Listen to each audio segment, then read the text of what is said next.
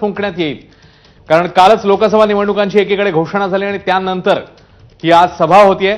या पार्श्वभूमीवर सभेला मोठं महत्त्व प्राप्त झालंय। राहुल गांधी देखील सभास्थळी दाखल झालेत। भारत जोडो न्याय यात्रेचा समारोप काल झाला आणि समारोपाची ही सभा आता इंडिया आघाडीची सभा काही वेळातच इकडे सुरू होईल। मंचावर सर्व प्रमुख नेते हे उपस्थित होऊ लागलेले आहेत।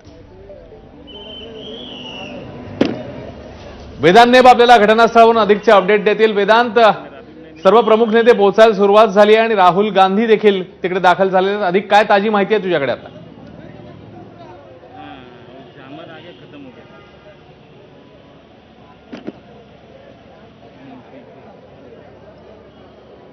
वेदांशी आपला संपर्क काही कारणास्तव होत नाहीये, मात्र ही ताजी दृश्य शिवाजी पार्क परिसरातनं कडेकोट बंदोबस्त आहे। कारण जवळपास सगळ्याच पक्षांचे प्रमुख नेते, इंडिया आघाडीतले प्रमुख नेते हे तिकडे उपस्थित आहेत। उद्धव ठाकरे पोहोचलेले आहेत, राहुल गांधींचं आगमन झालेलं आपण बघितलेलं होतं, प्रियंका गांधी आहेत, शरद पवार देखील पोहोचत आहेत। याशिवाय देशभरातले विविध पक्षातले नेते इकडे एकवटणार आहेत। शक्ती प्रदर्शन एक प्रकारे करण्यात येणार आहे। हाच तो मंच आहे जिकडून इंडिया आघाडीचं रणशिंग फुंकलं जाईल। इंडिया आघाडीचे सगळे वरिष्ठ नेते शिवाजी पार्कमध्ये दाखल होत आहेत। लोकसभा निवडणुकांची घोषणा झालेली आहे, वेळापत्रक समोर आलेलं आहे आणि याच पार्श्वभूमीवर देशभरात निवडणुका पार पडत असतानाच आता इंडिया आघाडीची ही सभा आणि लोकसभेच्या या निवडणुकीच्या पार्श्वभूमीवर आता हे नेते नेमकं काय बोलतात पाहणं महत्त्वाचं आहे।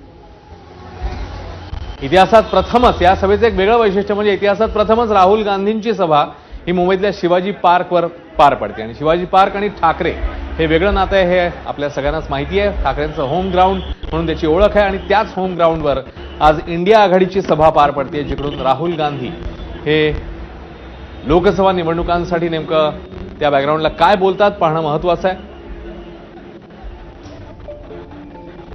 आघाडीतल्या बड्या नेत्यांना, घटक पक्षांना काँग्रेसकडून निमंत्रण देण्यात आलेलं आहे। लोकसभा निवडणुकीच्या प्रचाराचा नारळच एक प्रकारे इकडे मुंबईत वाढवण्यात येईल